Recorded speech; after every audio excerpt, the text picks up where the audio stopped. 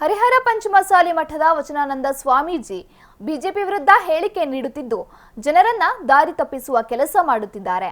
ಹೀಗಾಗಿ ಪಂಚಮಸಾಲಿ ಸಮಾಜದ ಜಾಗೃತಿಗಾಗಿ ಮೇ 1ರಂದು ಪಂಚಮಸಾಲಿ ಜಿಲ್ಲಾ ಮಟ್ಟದ ಸಭೆ ನಡೆಯಲಿದೆ ಎಂದು ಪಂಚಮಸಾಲಿ ಸಮಾಜದ ಮುಖಂಡ ಹಾಗೂ ಮಾಜಿ ಶಾಸಕ ಎಚ್.ಎಸ್. ಶಿವಶಂಕರ್ ತಿಳಿಸಿದರು. ಸುದ್ದಿಗೋಷ್ಠಿಯಲ್ಲಿ ಮಾತನಾಡಿದ ಅವರು, ಮೇ 1ರಂದು ಮಧ್ಯಾಹ್ನ 12ಕ್ಕೆ ದಾವಣಗೆರೆ ನಗರದ ಭಂಟರ ಭವನದಲ್ಲಿ ಸಭೆ ನಡೆಯಲಿದ್ದು ಶಾಸಕ ಬಸವನಗೌಡ ಪಾಟೀಲ್ ಯತ್ನಾಳ್ ಭಾಗವಹಿಸಲಿದ್ದಾರೆ ಎಂದು ತಿಳಿಸಿದರು. ದಿನಾಂಕ 1 ಮಧ್ಯಾಹ್ನ 12 ಗಂಟೆಗೆ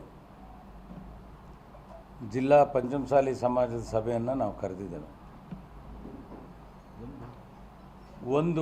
1ನೇ ತಾರೀಕು ಮೇ ದಿನಾಂಕ 1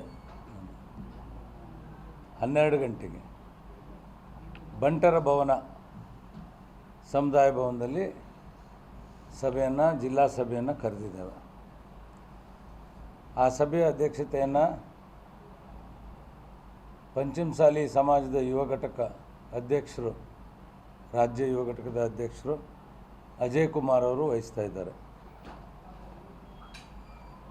ಆ ಸಮಾವೇಶದ ಉದ್ಘಾಟನೆಯನ್ನು ಕೇಂದ್ರದ ಮಾಜಿ ಸಚಿವರು 2A ಮೀಸಲಾತಿ ಹೋರಾಟದ ಅಧ್ಯಕ್ಷರು ಆಗಿರ್ತಕ್ಕಂಥ ಮಾನ್ಯ ಬಸವನಗೌಡ ಪಾಟೀಲ್ ಯತ್ನಾಳ್ರವರು ಸಭೆಯನ್ನು ಉದ್ಘಾಟನೆ ಮಾಡ್ತಾ ಇದ್ದಾರೆ.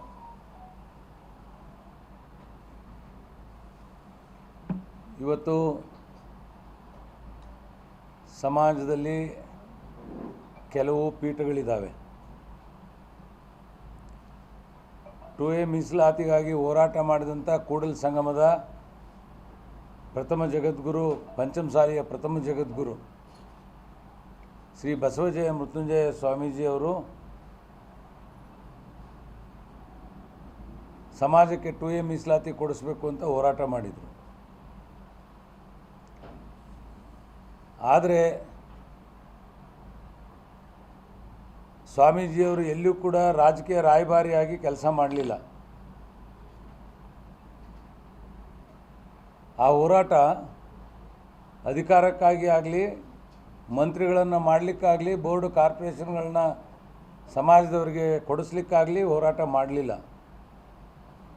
2A ಮೀಸಲಾತಿ ಕೊಡಿಸ್ಬೇಕು ಅನ್ನೋ ಒಂದೇ ಒಂದು ದೃಷ್ಟಿ, ಉದ್ಯೋಗ ಮತ್ತು ಶಿಕ್ಷಣಕ್ಕಾಗಿ ಕೊಡಿಸ್ಬೇಕು ಅಂತ ಹೋರಾಟ ಮಾಡಿದರು. ಸರ್ಕಾರದಿಂದ ಯಾವುದೇ ಅನುದಾನವನ್ನು ಪಡೀಲಿಕ್ಕಾಗಿ ಹೋರಾಟ ಮಾಡಲಿಲ್ಲ. ಆದರೆ ನಮ್ಮ ಸಮಾಜದಲ್ಲಿರ್ತಕ್ಕಂಥ ಕೆಲವು ಸ್ವಾಮೀಜಿಗಳು BJP ಪಕ್ಷದಿಂದ ನಮ್ಮ ಸಮಾಜಕ್ಕೆ ಸೀಟ್ ಹಂಚಿಕೆಯಲ್ಲಿ, ಲೋಕಸಭೆ ಚುನಾವಣೆಯಲ್ಲಿ ಸೀಟ್ ಹಂಚಿಕೆಯಲ್ಲಿ ರಾಜ್ಯದಲ್ಲಿ ಅನ್ಯಾಯ ಆಗಿದೆ. ಅನ್ಯಾಯದ ಮಾಡಿರ್ತಕ್ಕಂಥ BJPಯ ವಿರುದ್ಧವಾಗಿ ಪಂಚಮಸಾಲಿ ಸಮಾಜ ತೀರ್ಮಾನವನ್ನು ತೆಗೆದುಕೊಳ್ಬೇಕು ಅನ್ನುವ ಹೇಳಿಕೆಯನ್ನು ಪತ್ರಿಕೆಯಲ್ಲಿ ನಾನು ಗಮನಿಸಿದ್ದೇನೆ. ಒಟ್ಟಾರೆಯಾಗಿ ನಮ್ಮ ಸಮಾಜ ಕೆಲವು ಸ್ವಾಮೀಜಿಗಳ ಹೇಳಿಕೆಯಿಂದ ದಿಕ್ಕು ತಪ್ಪಾರದು.